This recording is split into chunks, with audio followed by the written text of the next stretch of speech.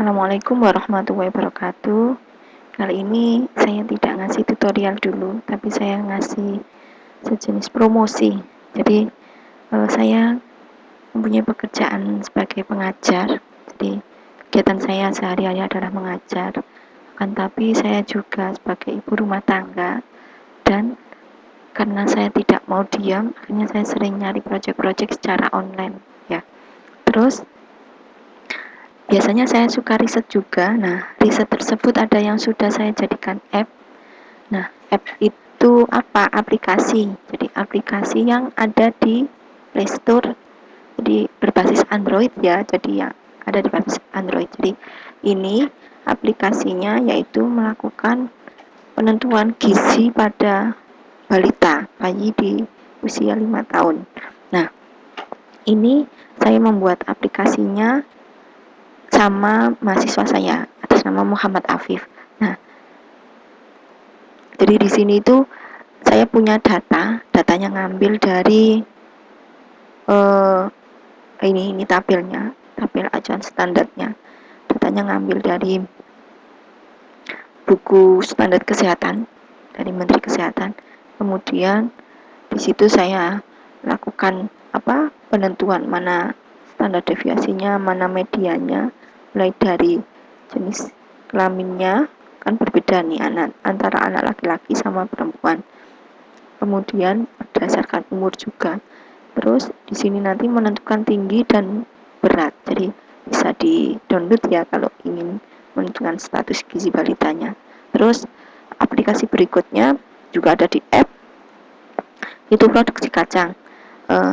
Ini yang melakukan upload ke Play Store adalah decoding, karena memang saat itu saya mengikuti challenge-nya decoding. Nah, di situ melakukan prediksi produksi kacang. Jadi kira-kira hasil panen di daerah ini berapa. Itu datanya saya ngambil di sini, ada keterangan data.go.id dari sini. Akan tapi ternyata di sini sudah nggak bisa di-download, sudah nggak ada ya. Nah, terus datanya seperti apa? Datanya itu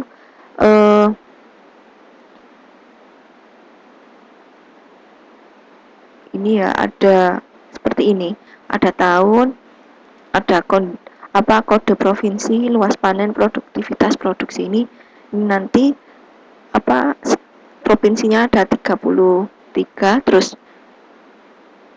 di situ akan menampilkan hasil produksinya jika diinputkan tahun, kode provinsi, luas panen, produktivitas. Jadi 1100 ini provinsi mana, 1200 provinsi mana, seperti itu.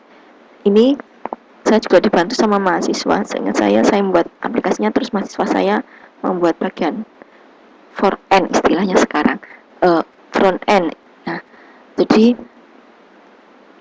kalau mau kerjasama dengan saya silahkan. Jadi saya mempunyai kemampuan membuat program dengan bahasa pemrograman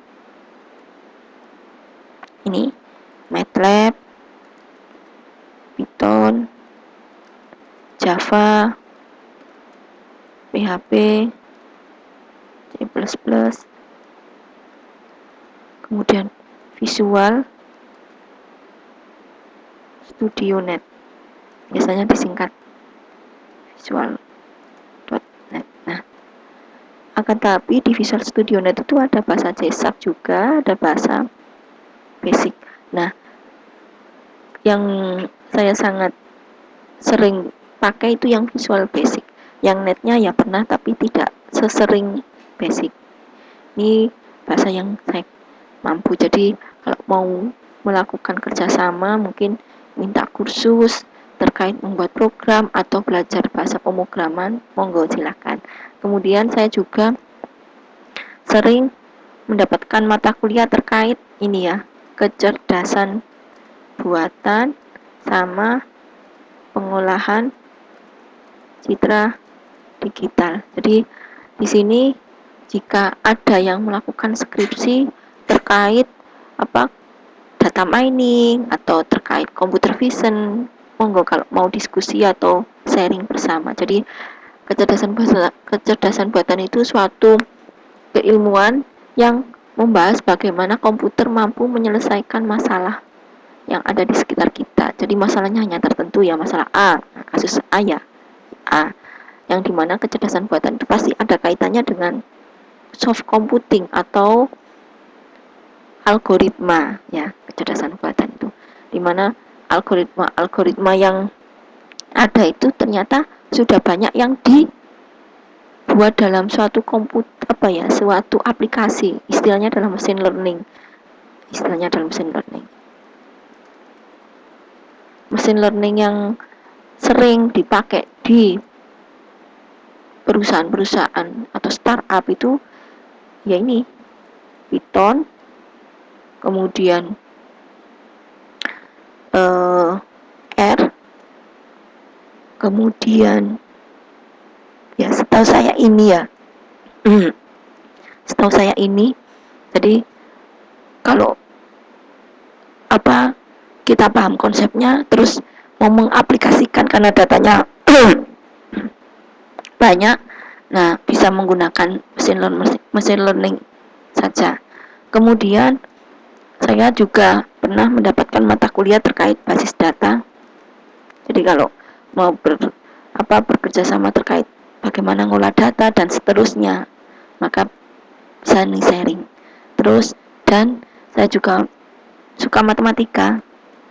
Jadi nanti saya juga akan membuat suatu tutorial terkait matematika, mulai dari matematika untuk SD, SMP, dan matematika yang ada di perguruan tinggi. Karena di teknik informatika itu ada mata kuliah matematika diskrit, kemudian ada mata kuliah kalkulus 1, kalkulus 2, kemudian ada mata kuliah aljabar linier. Nah, itu saya pernah ngampu, walaupun saya basicnya adalah teknik informatika.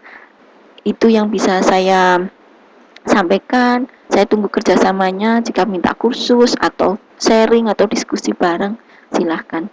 Saya akhiri. Assalamualaikum warahmatullahi wabarakatuh.